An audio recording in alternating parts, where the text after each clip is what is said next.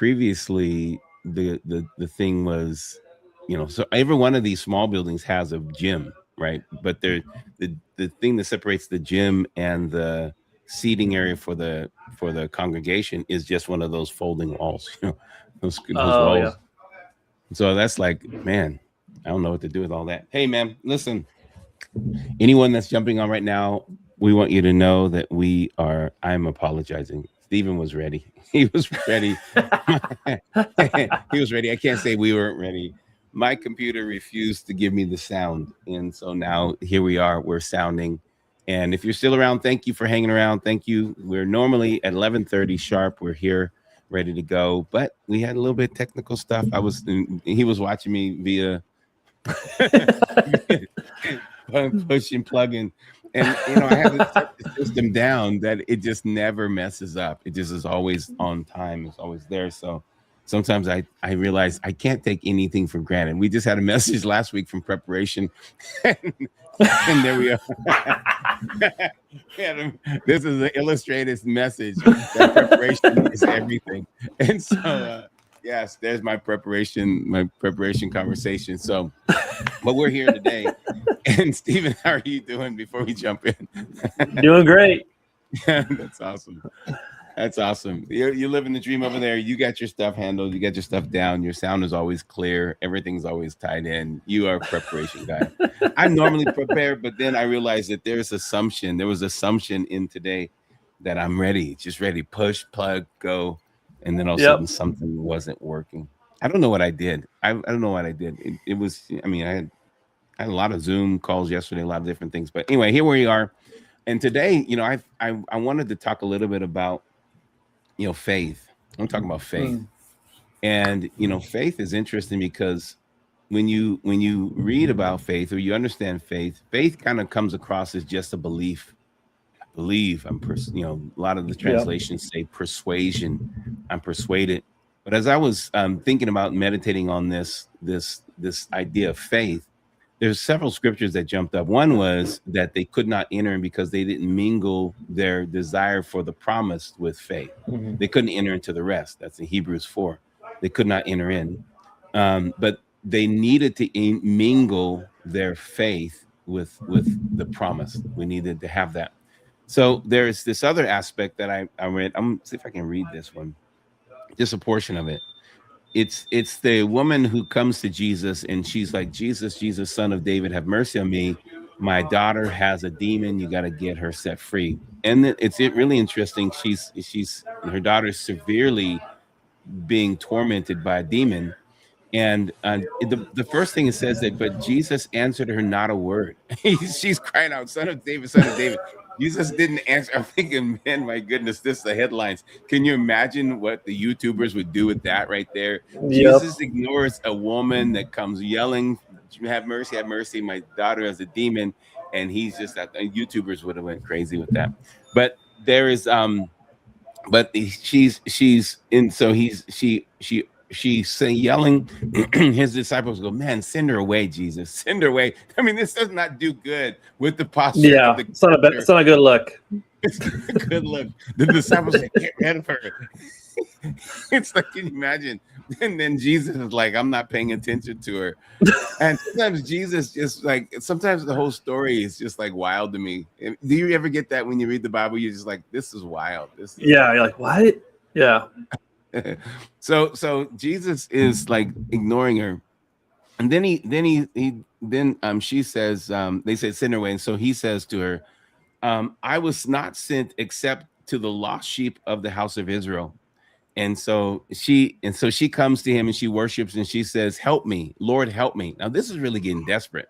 Lord, help me. She's coming directly to him. Lord, help me. And he answered and he says, it is not good that for me to take the bread from the children and throw it to the dogs. So this is like insulting almost. I mean, can you imagine? This is like, I'm just sitting there as a reporter.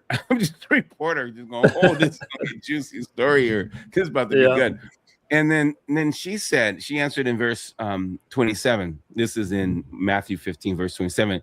Yes, Lord, yet even the little dogs eat the crumbs which fall from the master's table. And then Jesus answered and said to her, oh, woman, great is your faith. Great is your faith. So the rejections that she had didn't stop her. The feeling of being out by Jesus. I mean, she could have been mad. He ignored me. How in the world is this? But she's so desperate for her daughter that she's willing Yeah. to push past all of the things that we would call normal characteristics of a righteous man or righteous whatever. And so she's like, even the dogs get the crumbs. If I can just get some crumbs, I'm good. And Jesus answered, said, "You woman of great faith, let it be done as you desire." Now, these are two important things. Let it be done as your desire. Your daughter was here. Her daughter was healed that very hour. So, there's something about faith and desire that I want to talk about today because when we look at faith, when you go into the dictionary, the first thing you'll see a little "in" next to faith, which means it's a noun. But when you read in the Webster's dictionary, I'd go to the 1828. It says that faith as a noun, and it talks about belief, persuasion, and then it has this little aspect that's really just stuck in there. It says faith, persuasion, and then it talks about um, to draw towards anything, to draw towards anything. So that's not just desire, that's now action. So when you are actually drawing towards something, you're taking action. When faith is just a noun, it's a belief. It's truly what it is a desire. You look up the same word, you look up the word desire, it is also this idea of belief, persuasion, a desire. It's an emotion. So we keep faith mainly in emotion, but faith is literally a verb. As you read on in this Webster's, it says to trust, to be persuaded, to draw towards anything, to believe, to obey. And then it gives the Greek lexicon. The Greek lexicon in this dictionary says it is said the primary significance of the verb. So it's now the verb. So it's both. It's the noun and the verb. It's the desire, but it's the action. It's the desire. So the significant primitive significance of the verb is to bind and draw or lead a rope, to be like a rope or a cable. So that's very powerful. So my desire comes, but I must tie it to something so that I can lead it, I can draw it, I can pull it. I must tether my faith to something so I can use that desire. I can use it, and it becomes more than just an emotion, but it ties me to something that causes me to take action. What do you think about that? I just feel like that most people talk about faith and it's this noun, but we have to go past the noun and make it a verb. Yeah, I mean, the Bible says what? Walk by faith, faith without action. Yeah. It's so easy. I mean, I knew someone that was like, well, if it's the Lord will, I believe he'll give me the house, but you're not tying it to the desire tight enough where it causes you to take action actually pursue that house. But I have faith that he'll give it to me, but you forgot the part of where you're tying it around to pull and attach them together to take action. Yeah, to take action, because you have to come to that place of it's to lead or to draw or to tie yourself to it. Let it lead you or let it draw you, or you lead it or you draw it. Either way, it's got to be a tethering, like a tug of war, a pull. And there's a big attack against the book of James by specific denominations, where they're saying the book of James should probably be taken out of the Bible because it says that faith without works is dead. And so the mindset is that faith should not be a works mentality, but faith always has to be a works mentality. Christianity is a works relationship with God, whether we want to like it or not.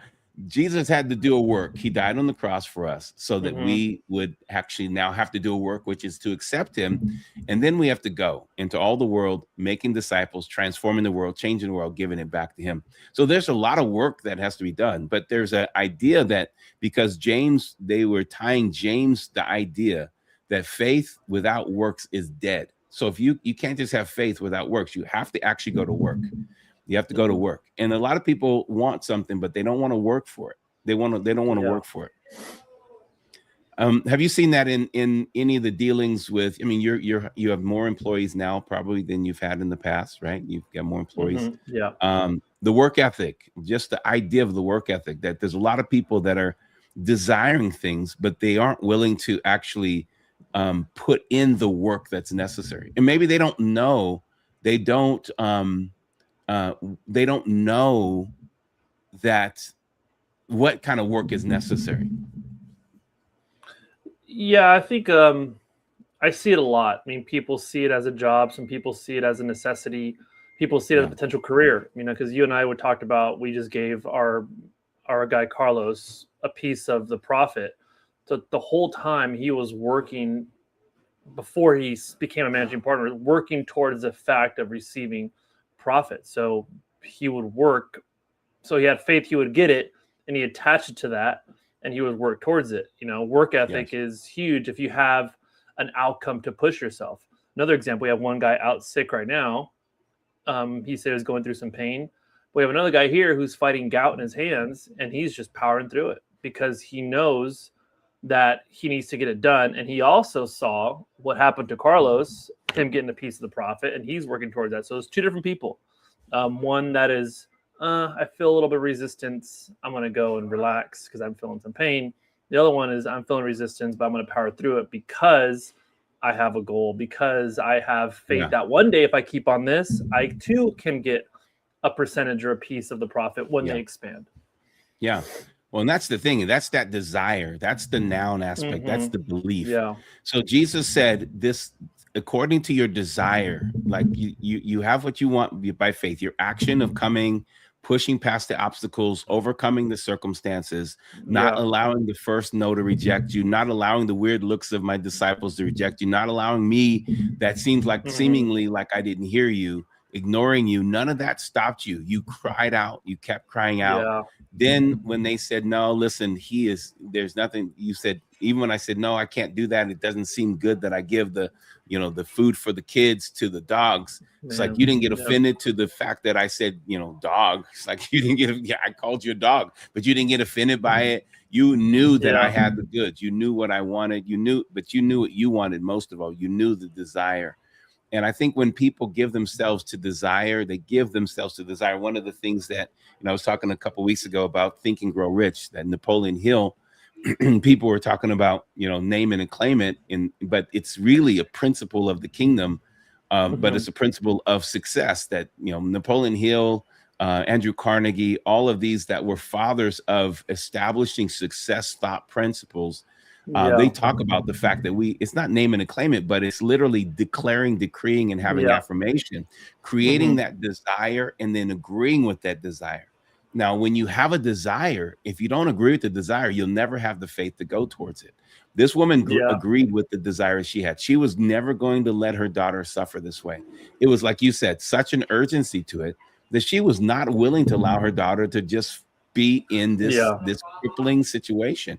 And if the pain is strong enough, or if the pleasure is increased enough, then the desire is going to be strong and you're going to push past anything. This is what I love about Jesus. He said, your desire, your desire is what's getting this to be done right now. Your desire and the action that you put towards that desire is the reason you're getting your miracle this very minute. And I would encourage people that are watching this that would say, I have enough desire. I have enough pain that I desire to be out of, or I have enough pleasure that I desire to go into, that creates that desire, that noun of faith, that belief, that persuasion. It's for me. I'm fully persuaded. But then it tethers me.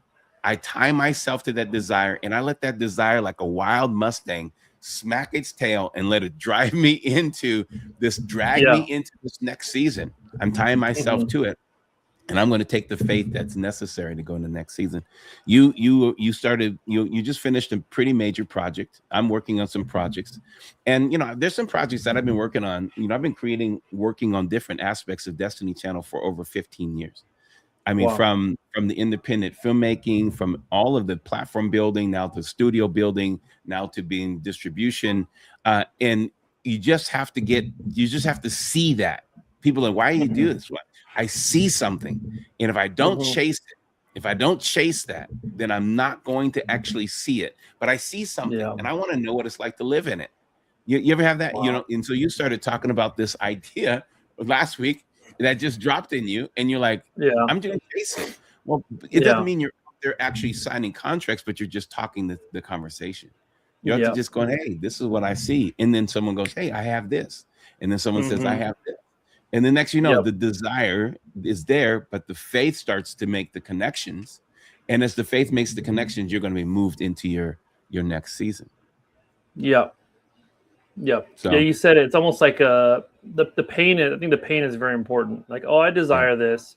Like, do you really though? Enough where there's agitation, and yeah, there's actually a pain associated with it. Like, I want to get out of this situation.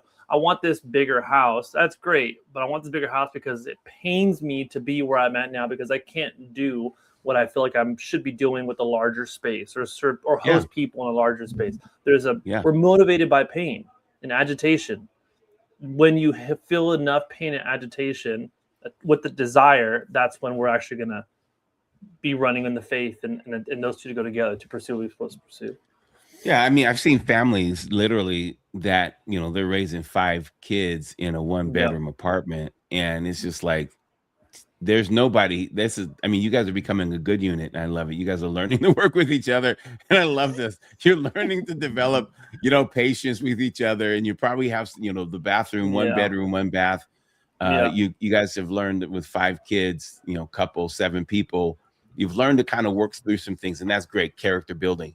But now there's a place where each person needs their own growth space Yeah. right there. Now we need to believe God that you would have the ability to expand out and give your children what they need to become, you know, more than just good character. We need good character, but we need a lot of things. They need to see another level of work ethic. They need to see Mm-hmm. whatever it may be. But in order to get to that place where you are going to need, you know, you need that ranch or whatever you need, or that, you know, penthouse wherever you live, where you can facilitate your family, you're going to have to actually bring another level of faith, which is called Yeah. action, the verb Mm-hmm. side of it, to not just desire, oh, I want to have another place. Like you said, it has to be enough pain or enough Yeah. pleasure. My kids are going to Yeah. really enjoy their own rooms. My kids are really going to be, my daughter is this age. She needs her own space, right? You know, my boy needs his own space. He needs to be able to put up, Yeah. you know, football pictures, whatever it is. Well, there's a point where that pleasure or that pain has to actually become Mm-hmm. such a level of desire, create such a desire to be free or Yeah. be in it, that it makes you move. It makes you move. You Yeah. tether yourself, you tie yourself to the vision, Mm. right? And right, the Bible says, write the vision, make it plain so that people can run with it. But it also says that even though it tarries, tie yourself to it. You know, if it Oh wow. tarries, tie yourself to it, right? It's not going to hang out for too long. It's not going to loiter. But once it takes off, Yeah. it's going to take off. And you need to be tied and ready. Don't be leisurely. Wow. Even though it's kind of leisurely taking its time, make sure you're ready to go when it's time to go. Yeah. Right. That's good. You know, so I love dreaming with you. I love being in this conversation. We just come in, we have a conversation, and people join us and converse with us. And we thank you. Alice is with us. Alicia is with us today. But I want you to, you know, all of us, just to continue to dream to where the desire, what Napoleon Hill said, is has to become a crystal clear, so clear that you Mm-hmm. can't see yourself living without it. Now, Yeah. can you have a desire? I believe that this woman that approached Jesus had such a desire that was so crystal clear that there was no way she could see herself living with a daughter that was tormented by a demon. And then nor Yeah. could she see herself ever going another day without holding her child, who would just tolerate her, holding her, tolerate, you know, spending time talking. There was a pain pulse there. There was something there that drove this woman to go, you know what? I don't care how many, if we go back and count, I probably should go back and count and ask, or maybe, you know, ask, you know, some kind of AI, how many times did this woman get rejected? She had rejected so many times in this little Yeah. tiny story that we get rejected once. If you get rejected once and you're ready to quit, or rejected Yeah. twice and you get offended, this lady didn't get offended. She didn't Yeah. quit. She didn't make Yep. excuses. She didn't get She got frustrated. rejected and insulted. Those are two different things. She wasn't just told no. She was told no and then insulted. She was told no. I mean, the worst thing in the world is to be to be ignored by Jesus, rejected by Jesus and his 12 disciples that are just looking at you. Let's be real. He called her a female dog too. Technically, Insulted, female dog, insulted to the level of the insults. Yeah, it's pretty brutal. Yeah, It's very brutal. Insulted her, and she's still there with her eyes full of faith and full of dream. He's gonna do this. You can do this, Jesus. I know you can do this. And then finally he's like, listen, this faith here that you're working with, this is some desire, faith, action here in place. There's no way. In that very same hour, she got her daughter back. Can you imagine the kind of joy that got her daughter back? And they sat around the table and ate and had sound conversation that night, and she laid her to bed, just sound conversation. It just, I think that if you're believing for a miracle, if you're believing for a breakthrough in your business, you're believing for a breakthrough in your finances and your body, you've got to have this kind of tenacity where it may be insulting, it may be even momentarily shameful, it may be difficult, it may be discouraging, it may have all of those elements, but Jesus is the only one that can answer your prayers, and the only one that can get you to that next level. So keep praying like it's up to him, work like it's up to you, get the job done. And when you have that kind of faith, but you've got to get to this place where your desire is so big that you push through anything. You push through every offense, you push through every fear, you push through anything imaginable, anything unimaginable, I should say. But you push through it all, and you get to that next place of victory. Anything you want to add to this? Any thoughts? No, that was great. Yeah, faith in action. Tether. I love the idea what the Greek was saying. So the Latin says it's a persuasion, but the Greek says it's a verb. It's a verb. So you're persuaded and you move. And you move. You're so persuaded that you have to move. You have to take action. Yeah.